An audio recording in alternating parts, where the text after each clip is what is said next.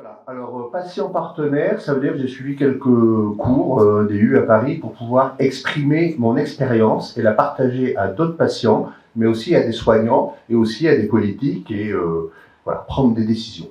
Mon parcours, je vais être très rapide, je ne vais pas vous parler d'association, je vais rebondir sur ce qui a été dit. Je ne comprends pas la différence, la difficulté qu'ont les gens à prendre 2 minutes pour prélever des selles pour faire un dépistage. Vous avez tous, à peu près, d'après vos âges, changé une couche à un enfant. Si vous aimez les chiens, vous allez tous ramasser les excréments. Ça, c'est pas grand-chose. Mais par contre, ça, on le fait pas. Alors, après, si le test est positif, elle a la coloscopie. Ah, j'ai pas envie d'aller à la scopie, ça fait peur et tout. On va me trouver des polypes, on va m'enlever des polypes.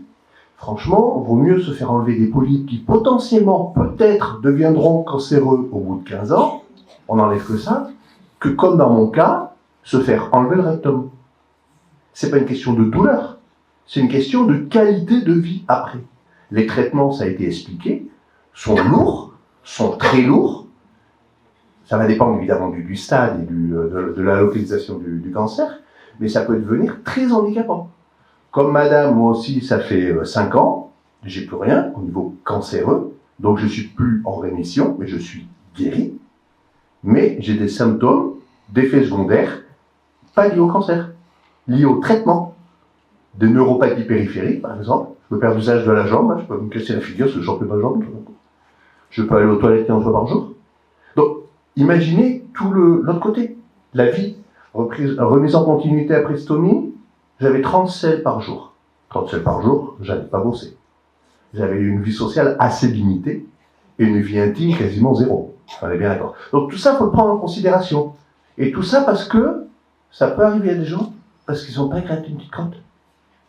Moi, j'ai pas eu à la gratter la petite crotte parce que j'avais du saignement dans les selles à 2 mois après mon anniversaire de 50 ans. Saignement dans les selles, symptômes, donc pas de dépistage organisé, directement coloscopie. Et c'est toute cette expérience-là qui me fait qu'aujourd'hui, je suis co-responsable de la seule association française sur le cancer colorectal. Et on travaille beaucoup avec ma collègue Myriam, qui j'espère que j'ai laissé un peu de temps, pour justement tous les aspects stomie, puisqu'il y a beaucoup de personnes qui ont un cancer colorectal, qui ont des stomies, beaucoup pour des stomies temporaires pour protéger la cicatrisation, l'anastomose comme on dit, et par contre malheureusement certains le l'ont de façon définitive.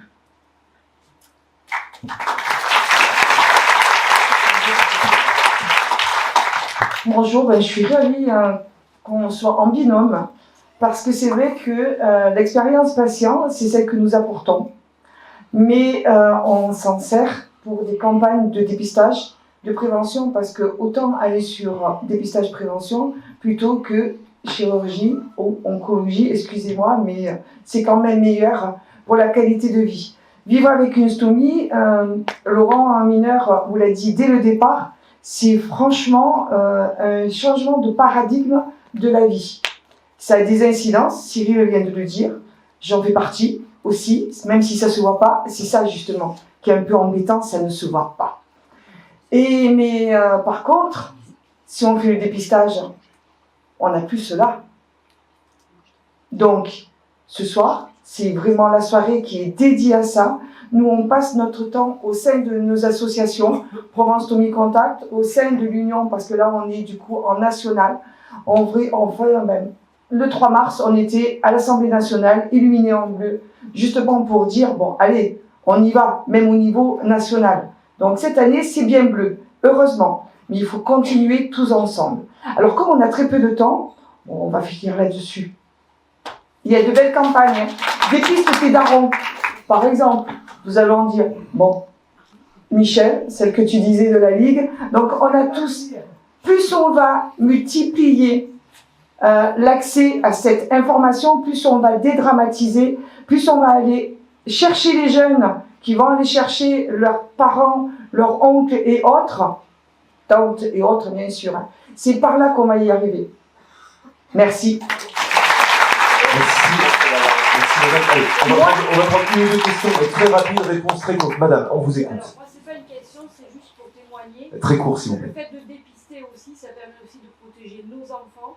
Parce que si on est forcément atteint, on protège nos enfants.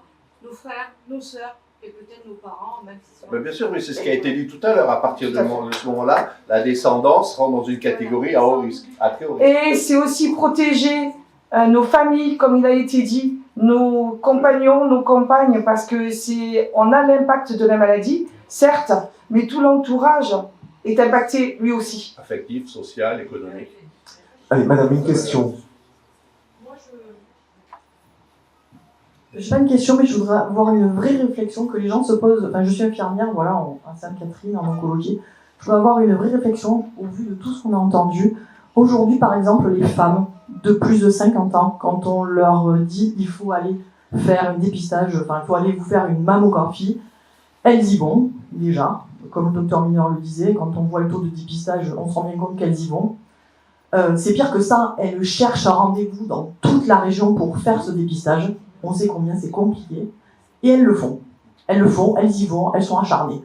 Par contre, sur le dépistage du cancer du côlon, c'est un vrai problème. C'est-à-dire que c'est simple, c'est facile à faire, il n'y a pas besoin de chercher des rendez-vous dans toute la région, il suffit d'envoyer, enfin d'aller à la pharmacie ou au médecin récupérer son enveloppe quand on reçoit le dépistage, et ça, c'est pas fait. Alors là, vraiment, enfin, toutes les femmes qui se font déjà dépister pour le cancer du sein, elles ne se font pas dépister pour le cancer du côlon, alors que c'est beaucoup plus facile. Donc, Oui, mais ça vous a été dit tout à l'heure. Ah, alors je vais être carrément rentre dedans un petit peu dans mes mots. Qu'est-ce que c'est difficile d'aller un petit peu toucher nos propres selles, mais c'est sauver votre vie. Donc il faut jamais l'oublier. Parce que l'astomie, c'est pareil, hein, c'est tabou, on peut pas en parler.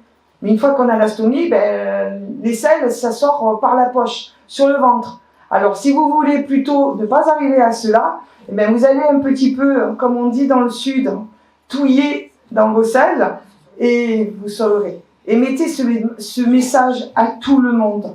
Sensibiliser. Quand on tient des stands, on a des colontours par exemple. Comme ça, on sensibilise. Et puis on a même, excusez-moi, on a même des jeunes soignants qui nous disent « Ah, mais je vais en parler à mon père, à ma mère et à... voilà ». Parce que ben, j'y ai pas pensé finalement, de passer le message. C'est ce qui est le plus important, c'est passer le message. Parce qu'en fait, on se rend compte que même chez les soignants, il y en a qui ne sont pas au courant. Quand je tiens des stands et qu'on vient me voir et que la personne me dit après, je suis soignante, alors qu'elle a plus de 50 ans, elle a des signes, elle n'a jamais fait le dépistage. Franchement, je ne comprends pas. Donc, si les soignants ne le font pas, c'est clair que la population ne le fera pas. C'est pour les hommes, c'est pour les femmes, c'est de 50 à 74 ans tous les 2 ans. C'est simple, c'est à faire à la maison, c'est pas compliqué, et c'est indolore. Mesdames, par rapport aux 2 autres dépistages organisés, cela, c'est plus simple. Allez, merci.